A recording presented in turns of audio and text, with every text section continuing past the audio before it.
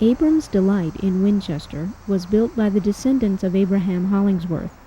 His ghost is believed to haunt the museum. Virginia Milner worked here as a manager and had an apartment on the second floor of the building. She was the last person to actually live in the house. I was raised that you don't believe in ghosts, and so I just ignored it, quite frankly, until things happened that we couldn't explain. Virginia talked about hearing crashes in the attic with no apparent source, and finding doors open that she knew she had latched. Accounts over the years have described the image of a Quaker man that descends the staircase and goes out to the garden where he disappears. Even city workmen spoke of seeing an apparition. This was the main source of water for the city of Winchester right here. And the men would be working over here, and they would see a tall man in colonial costume come in that front door, stay 10 minutes, and leave. There is a blanket chest upstairs that belonged to the family. There's an old hat there that has been in the family for many years, Quaker hat. And of a morning, we always go through the museum and clean, dust and straighten up whatever, before you open the museum. And so many times, and there was nobody in the hall at all, that the hat would be laying on the floor, and we never could explain it.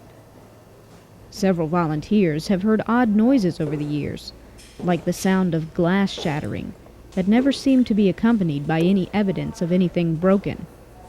But it was the behavior of Virginia's dog that really piqued her curiosity. She followed me everywhere I would go, and she wouldn't go in the third floor. You'd be sitting, and all at once her little ears would go up, and she would start growling. Well, there's not a soul anywhere. It makes you feel kind of funny. There's something very odd about this house. There really is something. You really feel like there's somebody around you. There's somebody with you in the house.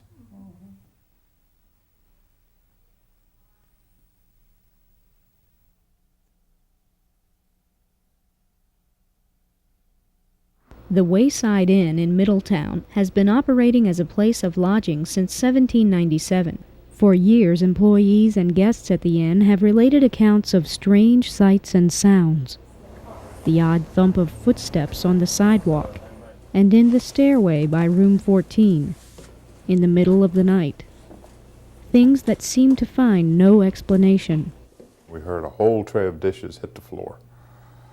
And I said, my gosh, the way that sounded, somebody must have died. So I went running back there, and there was a server running up front, and she says, what happened? And I said, no, I'm asking you what happened, because we had both heard a full tray of dishes, 4 or 5 sets, full service, hit the ground, break, shatter, everything. And we looked around, and we never could find anything. This is an over 200-year-old building, so there'd be some noises of pipes and the sheet metal roof, but this is something different, and there's never an explanation for it. Have you ever felt like someone's looking at you over your shoulder? Sitting at the front desk, sometimes you'll feel like someone's looking at you, and it happens right over here, and you see a little person. You don't know if it's a small child or a woman that peeps up, and we call her our peeper. Laura says that the wall behind the front desk was originally the outside wall of the building, and so the doorway used to be an outside door. This may account for why the peeper keeps looking out. It could be that this spirit spends most of its time in the room behind the front desk, known as the slave kitchen. Many people have commented on feeling a presence in this room. The peeper isn't the only sighting that Laura has had from the lobby. It used to happen in the fall. About 11 o'clock, right before the night auditor came on, I would see something come down that center staircase. It looks like a cloak. It moves very quickly, and as fast as you see it, it's gone. And the first couple times I saw it, I thought, okay, it's 11 o'clock, you're tired, you need to go home. And it just kept happening. We waited around the staircase at 11 o'clock to see if we could catch anything on tape, but we didn't. Molly said that most of the front desk folks have also seen a man walk by the front window, though when they get up to let him in, there's no one there. They've also heard his footsteps, usually around 11:15 at night, so we waited outside to see what we could hear. There were no footsteps that night, But Molly told us about one night when she heard them and came outside to investigate. And it appeared as if right about where that apple press is. And then they went to kind of cross the street. And there wasn't anybody there. And that's not something that can be explained away by a big truck. No truck makes those steps. And it just measured, not hurried. And just, it was weird. We asked the folks at Wayside if any of their guest rooms had particular stories associated with them. The first stories we heard were about room 14 above the front desk. We've heard footfalls before, but there's no one in the room. And so you run up and check, and there's no one in the room. We have businessmen staying in room 14. They say it feels like somebody's pulling the blanket up to their chin at night. Yeah. Another room that has had some mysterious happenings is room 23. The presence of a spirit in this room is a bit perplexing to the staff. We have no reason to suspect that there's a ghost there because that's the newer part of the inn. No one has died in those rooms, and yet perfectly normal guests have come flying out of there saying that they can't stand in there, it's cold, things are moving around. Probably 2 or 3 years ago, a lady called from room 23, the infamous room 23, and said there was someone in a room. And I said, okay. She said there was a little girl at the foot of her bed. And I said, okay. And she didn't want to stay there anymore, and she was adamant, so we had to move her out of 23 because she said the little girl was just standing there and looking at her. After hearing the stories of the hauntings at Wayside, we decided to spend the night in room 23 and see if we could find any evidence of a ghost in the room. We started by making a few preparations that would allow us to see if anything changed in the room while our cameras were running. Making chalk outlines, putting powder on rugs, and rearranging items in the room. So it's off kilter. Okay. During our check-in, they told us that someone had felt a presence by the bed in room 15 the night before, so we decided to set up that room a bit as well. We locked both rooms and checked them periodically through the night. At one point in room 15, we found that some powder had been smeared off of our rug by the bed onto the carpet. Thinking we may have done it by accident, we duplicated what it might have looked like if we had accidentally stepped on the rug. It left definite tread marks, while the first smears didn't.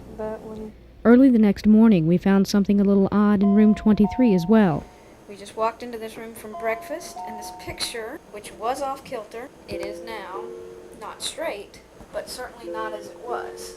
We asked at the front desk if perhaps a maid had been in the room that morning. They said no.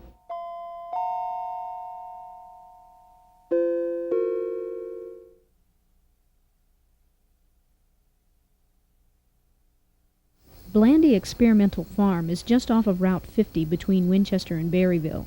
It is operated by the University of Virginia as a research facility and state arboretum. The property now known as Blandy was once part of the Tuileries plantation estate. The old slave quarters building, built in the 1820s, now houses the offices, labs, and dorm rooms used by the university. There have been several ghostly stories associated with Blandy over the years, and some of them have been documented. The first dealt with an experience that was related by a student named Raymond Geerdes. On the evening of Sunday, July 4th, he said he went out and sat on a rock break, which is located about 100 feet south of the quarters building.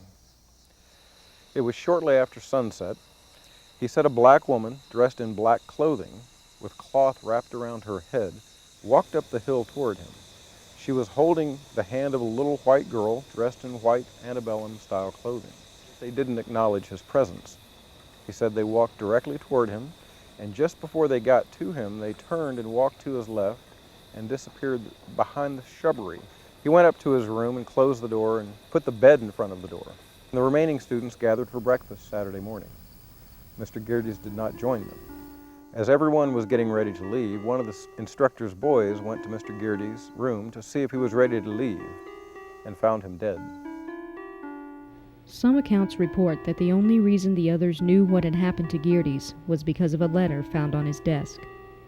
A coroner's report attributed his death to natural causes related to a heart condition, but the scene that he witnessed that night on the rock by Lake Georgette remains unexplained, as does another story related by a former researcher who stayed on the grounds at Blandy. He was asleep one night and awoke to the sensation of someone sitting on his bed. The next thing he remembered was having a dream in which he seemed to be at Blandy in a different time period, and a woman was asking for his help.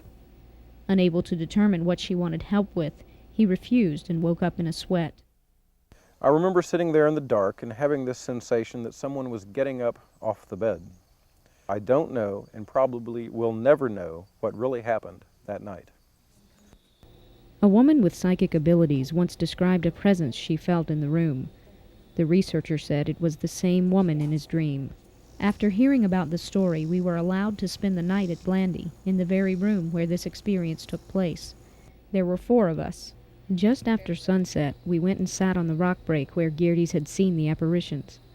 We didn't see or hear anything, but later that night, around 11 p.m., we had an interesting experience by the old quarters building. We were standing on the upstairs porch and heard the distinct sound of very young children laughing and yelling. All of us heard it, and it sounded as though it came from the courtyard below.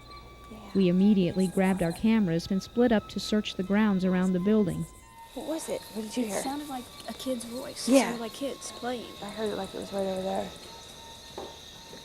We saw nothing and heard no one.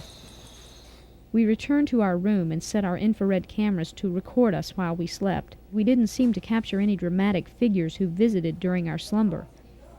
We had been told by those familiar with this realm of documenting that we should watch our tapes for any mists or glowing objects, referred to as orbs, that could range in size from very tiny to very large. These were often signs that some other type of energy was present. The only thing we noticed was that if you watch closely next to associate producer Jenny Howard's head, you can see some glowing objects float by. This happened frequently during the night. Our first thought was that these were insects of some sort, but they do seem to appear and disappear rather abruptly. Were these just errant moths in search of a light, or were they signs that we were not alone in the room?